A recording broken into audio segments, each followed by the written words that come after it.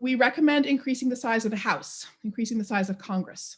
Congress was capped in its growth in the early 20s on the basis of a fight over the census, but it was supposed to always grow with the population. And in that regard, this is an important event, the capping, because that capping of Congress resulted in exactly the sort of imbalancing of the Electoral College that we've all been witnessing the effects of. Because Congress, or rather the Electoral College, is constituted out of a combination of the number of seats in Congress and the Senate, if Congress grows, then we rebalance the Electoral College and get back to a place where the relative weighting of highly populous or densely populated places and less populous places gives us a reasonable mechanism for decision making.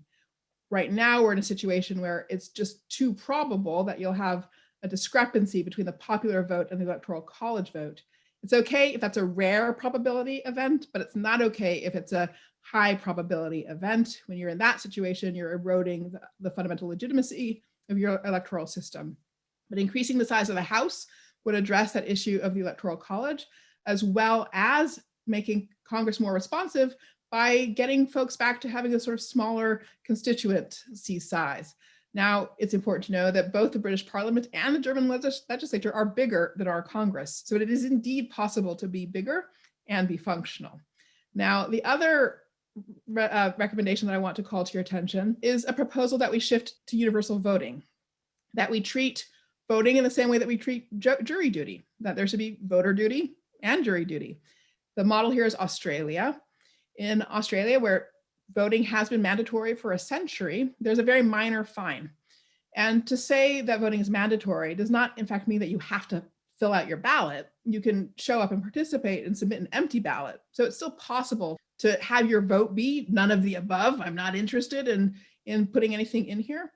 But nonetheless, there's an ethos of a duty to participate, and that ethos is reinforced structurally.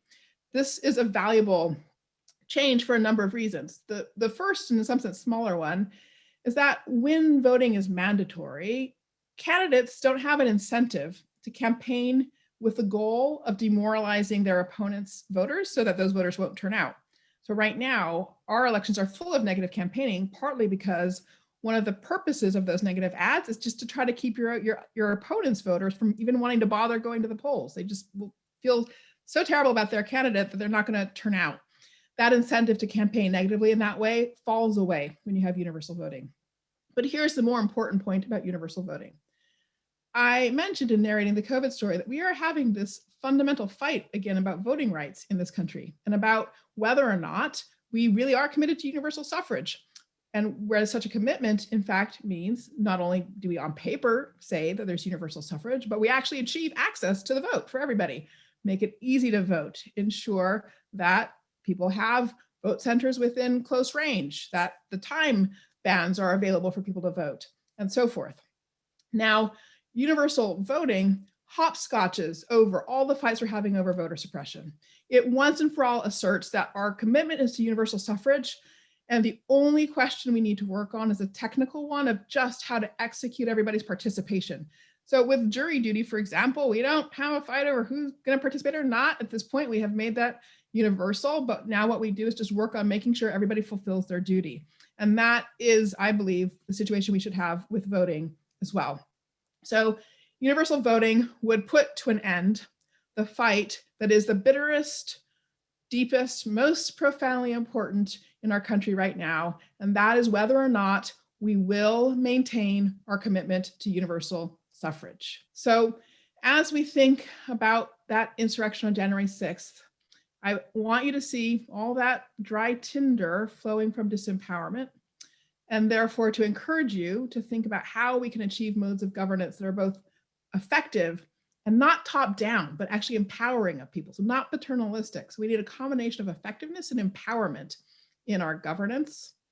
And I believe a foundation for achieving this is to protect the commitment to universal suffrage by adopting universal voting and putting to an end the fight we're currently having around voting rights, so that we can get back then to the job of governing in effective and empowering ways on behalf of everybody.